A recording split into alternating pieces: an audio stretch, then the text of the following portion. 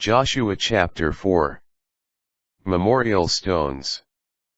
After the entire nation had completed the crossing of the Jordan, the Lord said to Joshua, "Choose 12 men from the people, one from each tribe, and command them, take up 12 stones from this spot in the Jordan River bed, where the priests have been standing. Carry them over with you, and place them where you are to stay tonight." Summoning the 12 men he had selected from among the Israelites, one from each tribe, Joshua said to them, "Go to the Jordan River bed, in front of the ark of the Lord, your God. Lift to your shoulders 1 stone apiece, so that they will equal in number the tribes of the Israelites. In the future, these are to be a sign among you. When your children ask you, 'What do these stones mean to you?' you shall answer them, 'The waters of the Jordan ceased to flow before the ark of the covenant of the Lord, when it crossed the Jordan.' Thus these stones are to serve as a perpetual memorial to the Israelites." The 12 Israelites did as Joshua had commanded. They took up 12 stones from the Jordan River bed, as the Lord had said to Joshua, one for each of the tribes of the Israelites. They carried them along to the campsite, and there they placed them. Joshua set up the 12 stones that had been in the Jordan River bed on the spot where the priests stood, who were carrying the Ark of the Covenant. They are there to this day.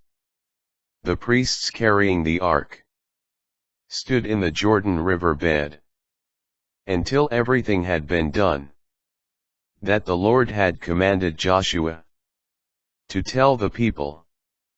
Just as Moses had commanded Joshua, the people crossed over quickly. And when all the people had completed the crossing, the ark of the Lord also crossed, and the priests were now in front of them. The Reubenites, Gadites, and half-tribe of Manasseh, armed, marched in the vanguard of the Israelites, as Moses had ordered. About 40,000 troops, equipped for battle, crossed over before the Lord to the plains of Jericho for war.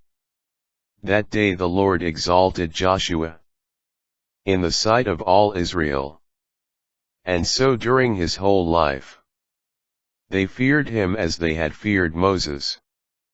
Then the Lord said to Joshua, "Command the priests carrying the Ark of the Covenant to come up from the Jordan."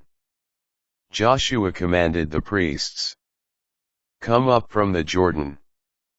And when the priests carrying the Ark of the Covenant of the Lord had come up from the Jordan River bed, as the soles of their feet regained the dry ground, the waters of the Jordan resumed their course, and as before overflowed all its banks.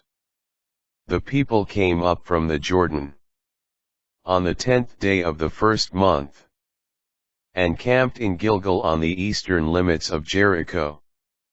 At Gilgal Joshua set up the 12 stones that had been taken from the Jordan, saying to the Israelites, "In the future, when your children ask their parents, 'What do these stones mean?'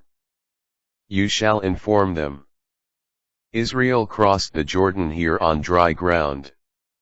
For the Lord, your God, dried up the waters of the Jordan in front of you, until you crossed over, just as the Lord, your God, had done at the Red Sea, drying it up in front of us until we crossed over, in order that all the peoples of the earth may know that the hand of the Lord is mighty, and that you may fear the Lord your God, forever.